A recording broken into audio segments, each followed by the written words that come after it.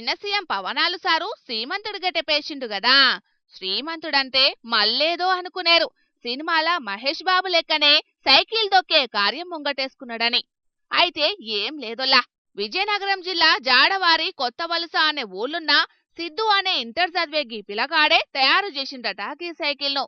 So నేను మా గ్రామం నుంచి జీసీఎస్ఆర్ కాలేజ్కి వెళ్ళడానికి దాదాపు 17 కిలోమీటర్లు ప్రయాణించవలసి వచ్చేది.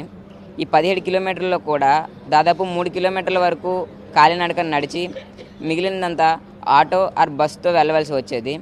సో ఇలా వెళ్ళే సమయంలో నాకు రోజుకు దాదాపు 60 రూపాయల వరకు ఛార్జీలకి అయితే ఖర్చు అయ్యేది. ఇంత ఖర్చు పెట్టుకొని వెళ్ళినా కూడా సమయానికి క్లాసులకు కూడా అందేవాడిని కాదు.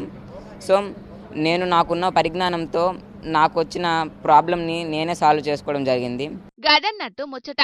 దినామ ఇంటికెంచి కాలేజీకి ఓనికే తిప్పలైతున్నదని ఛార్జింగ్ తోని నడిచేటట్టు సైకిల్ ను తయారు చేసుకున్నాడన్నట్టు.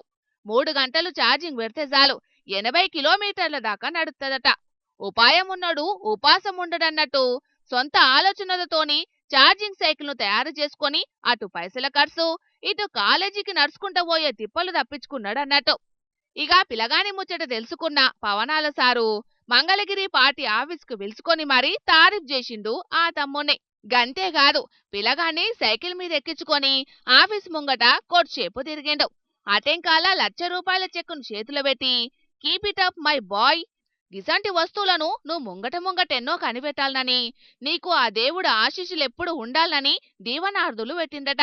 పవన్ సార్ లెక్క సర్కారే యూత్ పిలగాండ్ల టాలెంట్ ను గుర్తించి ఆళ్లను ఎంకరేజ్ చేస్తే సమాజానికి ఉపయోగపడే వస్తువులెన్నో తయారు చేయనీకి సిద్ధమైతారని పవనాల సారు చేసిన పనిని తారీఫ్ చేస్తున్నారు గీది చూసినోళ్ళు.